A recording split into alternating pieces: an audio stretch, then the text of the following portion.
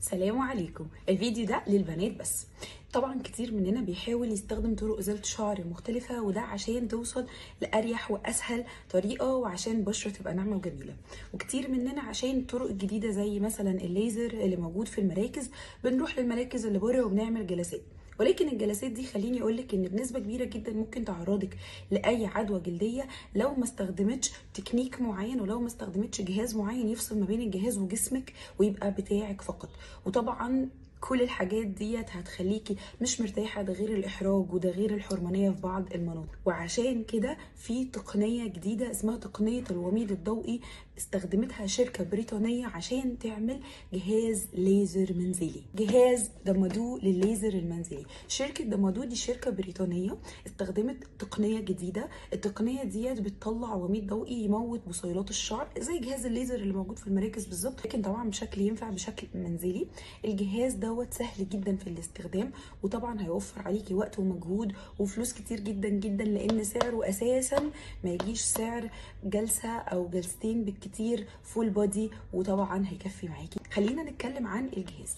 البوكس بيجي عباره عن الجهاز بتاع الليزر، طبعا شايفين شكله شيك جدا وانيق وسهل وخفيف، والكهرباء بيشتغل، ونضاره عشان عينينا وبس. الجهاز ده بقى فيه مليون ومضه، وعمره الافتراضي 18 سنه. يعني المليون ومضه دي استخدميهم بقى براحتك خالص، فول بودي تكفيكي وتكفي اخواتك. غير ان هو 18 سنه، يعني ما تخافيش ان مثلا كمان سنه ولا سنتين هيبوظ، فهيفضل مساعدك ان انت طول الفتره اللي جايه، ان انت لو جايباه لنفسك بس هتعرفي ان انت كل مدى تعملي الجلسات التاكيديه. جهاز سهل خفيف موفر، هيوفر عليكي المشاوير بتاعه العيادات والانتظار اللي بقى طبعا فظيع جدا. ثانيا الجهاز هيوفر عليكي كمان المجهود بتاع المشوار، هيوفر عليكي فلوس كتير لان هو هيديكي مليون ومضه. الجهاز كمان امن جدا، وفي ضمان لمده سنه من الشركه بريطانيه ومرخصه وموثقه في المملكه المتحده يونايتد كينجدوم. فطبعا ده حاجه كويسه جدا ان انت عارفه ان انت تجيبي حاجه مضمونه من مكان مضمون. الجهاز ده بينفع لكل اماكن الجسم حتى الوش، بس لما تيجي تستخدمي وشك تلبسي النضاره، وينفع لكل درجات الجلد ما عدا درجه الجلد الغامق جدا. كمان في ميزه عجبتني قوي، وهي ميزه الكونتينوس بولسنج. يعني انت ممكن تحطي الجهاز وتبقي شغاله وهو يعمل تين تين تين تين دايركت، مش لازم تفضلي تتكي عليه بلصه بلصه. الجهاز كمان فيه 5 درجات للطاقه، تستخدمي الدرجه الثانيه او الثالثه في اول كام جلسه، وبعد كده ممكن تزودي للدرجات الاعلى. وكمان الجهاز هيساعدك انك تعملي جلسه كل اسبوع. بنشغل الجهاز بان احنا بنوصله بالكهرباء، وبعدين بنبقى طبعا عاملين المنطقه دي شيفنج. ممنوع نستخدم اي طرق ازاله شعر اخرى اللي بتشيل الشعر من البصيله. وبنبدا ان احنا نمشي على المنطقه، يا اما بنتك ونعمل البلس بنفسنا، يا اما بنختار ميزه الكونتينوس بولسنج وبنفضل شغالين بالجهاز. وبعد ما بنخلص بنستخدم اي مرطب لجلدنا، او ممكن نستخدم جل الالوفيرا.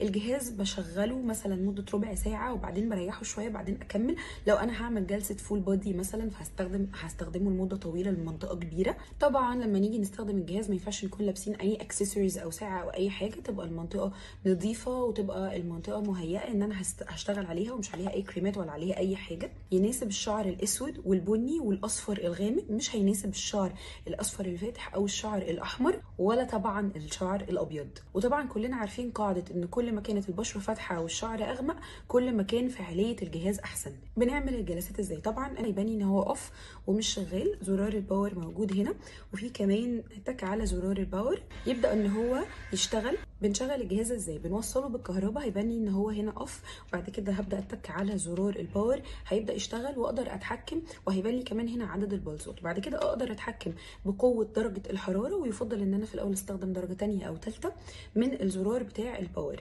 كمان لما هشغله هتسمعوا صوت المروحه، ودي بتشتغل عشان تبرد الجهاز وعشان تطلع هواء منه، فبالتالي ما يسخنش معاكي. وزي ما قلت لك ربع ساعه واقفليه. خليني بقى اشغله لكم واوريكم قوه الفلاش. سامعين؟ هو ده صوت المروحه. بصوا بقى، بتك الزرار بتاع الباور عشان يحدد لي القوه بتاعه الجلسه. يبدا بقى ان هو كل ما يطلع بلصه يقللها من العدد.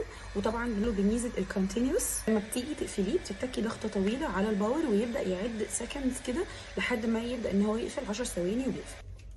بستخدم الجهاز قد ايه؟ بستخدم الجهاز كل اسبوع لمده 12 اسبوع، وبعد كده بستخدمه مره كل شهر لمده 3 شهور، وبستخدمه بعد كده مره كل 6 شهور.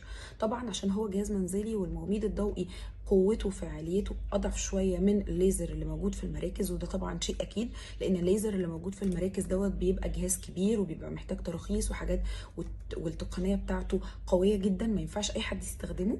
فطبعا ان احنا نعمل حاجه منزليه بتاعتها بتخلينا عايزين نجيبها، عشان زي ما قلت لكم سهل وسريع ومفيش احراج ومفيش مشاوير، وهيوصل لنا لنفس النتيجه باذن الله، بس ابطا شويه، ولكن هيوصل لفعاليه كويسه جدا ونتيجه كويسه جدا جدا ومرضيه جدا جدا. وتقدروا تشوفوا ريفيوهات ناس كتيره عن جهاز دامادو البريطاني اللي موجود كمان وبيوصل لكل دول العالم، كل دول الوطن العربي وكمان بره الوطن العربي. الجهاز موجود على الموقع، وكمان لو اشتريته من اللينك اللي انا سبته لكم دوت هيخليه يوصل لكم مجانا، مفيش مصاريف توصيل من المملكه المتحده، من اليونايتد كينجدم، مش هيكون في مصاريف توصيل من انجلترا دايركت ليكي. اشتروا الجهاز دوت بجد هينفعكم جدا، هيفيدكم انتوا وبناتكم، وحتى لو ازواجكم عايزين يعملوا جلسات هيفيدهم جدا.